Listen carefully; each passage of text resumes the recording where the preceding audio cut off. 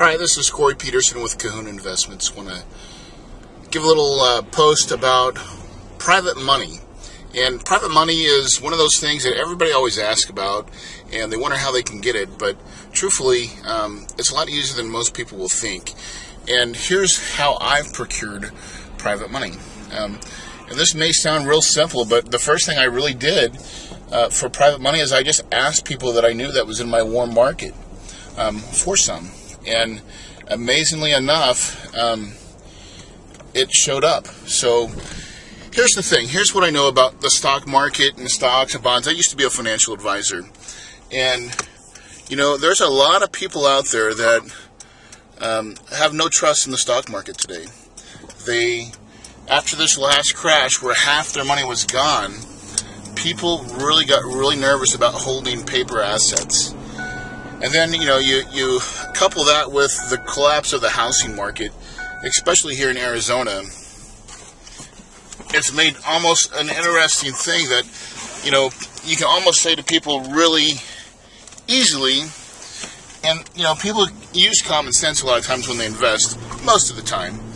But, you know, do you really think the market's going to go down another 50%? Chances are it's probably not going to happen. We see a great recession like this once every 30 or 40 years. So, to the odds of it happening again, I mean, it could, but the odds of it happening are probably pretty small. And so, for the rates of returns that we provide, I mean, just look at a CD. You know, the normal flip, I would say, takes an average of 6 months. And if you, and so a CD will pay probably, I'm guessing, I haven't looked at rates lately, but probably 1%, maybe 1.5% rate of return. Well, if you couple that with inflation, inflation's 3%. So by putting your money in a safe CD, certificate of deposit, at 1.5%, you're slowly losing 1.5% on your money. So that buying power is getting eroded. And this is, you know, inflation is like the phantom money stealer, and a lot of people don't understand how that works, but inflation is a real thing. And, you know, if you ever wonder about inflation, just think about gas prices. When I was a kid, I'll show my age here, but I remember when gas was like 88 cents. So $5, you're getting 5 gallons. Well, to buy the same 5 gallons today is going to cost you probably, what, $3, $3.25 times 5? I mean, so $15 takes you the same amount just to get the same amount of gas. So then the next thing from there, you have from CDs, you have bonds. Bonds pay on an average probably about 5 to 6%. Now there's tax-free bonds, which are issued by, you know, like municipalities, things of that nature. And then there's also what's called corporate bonds.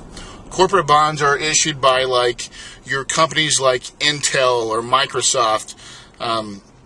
You're going to they're issuing their debt, right? And you're going to be taking on their debt, and they're going to pay you an interest rate. So big corporations don't go to banks; they go to people like us that buy their bonds. So 6% is better than 1.5%. But the thing with bonds tend to be really long-term notes, on the average of 10 to 20 years. There's even some 30-year bonds. And so, you know, people have this real hesitancy to lock up their money for such a long period of time. And so that's where bonds are sometimes unattractive. It pays a little bit better rate, but, you know, truthfully, they've got to tie up their money for such a long time. And then not only that, is they pay commissions on all these investments too. And then, you know, finally you have the stock market or mutual funds. We'll say stocks or mutual funds. Mutual funds are a blend of different stocks picked by mutual fund companies that are professionally managed. And then stocks are just individual stocks like Intel, Microsoft, you know, British Petroleum, things like that. The problem with that is you're an equity owner. So if the stock goes, you know, to zero, you own nothing. It's a paper asset. So once the value is gone, you're done. So here comes into play real estate and why I think it's a great choice for investors out there. And all you have to do a lot of times is just kind of paint the picture. People understand it. They're not having their money work very hard for them. And so that sometimes poses a problem. So here's the solution. with real estate, when I structure private lending, I'm going to secure it with a deed of trust and a promissory note. Those are the two instruments that I use, that the banks use when you go and buy a home and you're signing a note. You know, the bank has a half page or half a book of the note, and then the promissory note or the deed of trust, which is recorded saying that they have first lien on the property.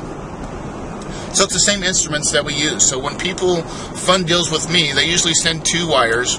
The first wire is to the title company to close the property, and the second wire usually goes to me personally, or we can put it up into a third-party escrow, and that's usually for my that's normally for my renovations. Okay, so not only do I fund my deal, but I also get money to do my renovations. And then here's the best part about it, is that when I use private money, I pay accrued interest. In other words, I'm not making interest payments. Okay, those interest payments, and they're interest-only payments, they're getting tacked on at the end, and then when I actually close the deal, they're going to ask for a payoff, and we're going to have that payoff, and it's going to include all the back interest, or all the interest that's accrued. And so my investors love it to do it this way. They look at it as kind of like a 6-month CD that pays 10 to 12%.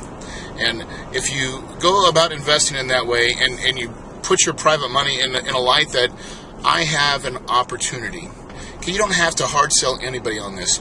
And if you're hard selling people, you're not talking to the right people. Okay, all it is here's what I'm doing, here's what I've got. I'm going to raise money for this deal. It's either going to come from you or another person, but I've got a great opportunity, and I just wanted to share it with you. Maybe you may know someone that may be interested. Okay, well, that's really how you do it. I never ask a person individually if they have money or they want to invest. I always ask, who do you know that might be interested in this opportunity? And because I ask it like that way, it's very non-threatening. And then usually the response I get is, man, I might be kind of interested in some of that. I know I've got some money, and this is just a conversation I got with a guy the other day. I sold him a house here in Queen Creek. He's from Alaska. And we got to talking on the subject, and I said, hey, listen, if you got any of your guys out there that are, wanting to invest in some property here in Arizona, I'm paying 10 to 12%. And I said, we usually lock up the money for 6 months. Wow, he said, that's really good. I might be interested in some of that. So send me what you got. Show me what your program looks like. And so that's just how it's done. So private money is key to any business. It'll actually explode your business, because it's really, you can find an endless supply of deals. And deals are out there, so many. I mean, there's more than you could ever choose from. But really the difference between what deals get done and don't get done is money. It all comes down to money. So have fun hunting for money. Have the right attitude, and know that you're presenting an opportunity for people. And if you put it in that way, you'll have a lot of success.